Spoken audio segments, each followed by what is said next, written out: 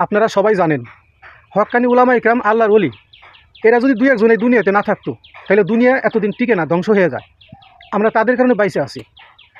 এখন আমার কথা হইল, এই সমস্ত সম্মানী আলেমদের নাম ভাঙাইয়া যারা খায়, এই দুই একজনের কারণে এই সমস্ত আলেমদের মান সম্মান ক্ষুণ্ণ হইতেছে, জনগণের কাছে এরা কালারে পড়তেছে। তাহলে যার কারণে এত কিছু হইতেছে, অথচ আলেম নাম দেয়। যেমন আলী হাসান ওসামা, বিকেল একটা, এর কথার কোনো স্টেশন নাই। একবার পাগড়ি ভরে, একবার জামাতে টুপি পরে, একবার এক একটা ভাব ধরে।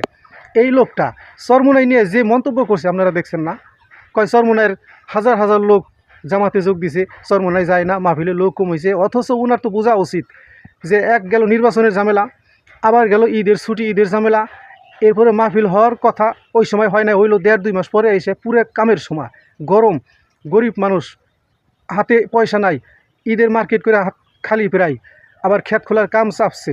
বিভিন্ন কারণেও আমাদের এলাকা থেকে অধিকাংশ মানুষ যাইতে পারে নাই কামের কারণে, অনেকের কাছে টাকা পয়সা নাই, বিভিন্ন কারণে লোক কম হয়েছে।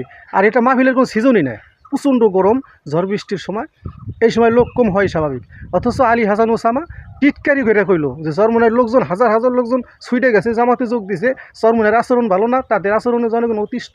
এই সমস্ত ফাইজলামের কথা আলী হাসান ওসামা যে কয়, প্রিয় জনগণ আপনাদের কাছে বিচার দিলাম, এর একটা বিচার করেন। ওর কথার নাই ঠিক, নীতির নাই ঠিক, সে যদি চরমোনাই নিয়ে কথা বলে।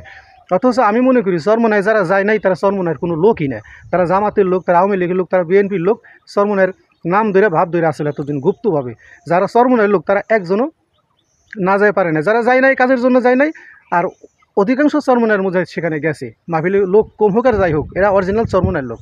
বাকি যে মুনাফিক ধানাই বানাই করার লোক কিন্তু যায় নাই।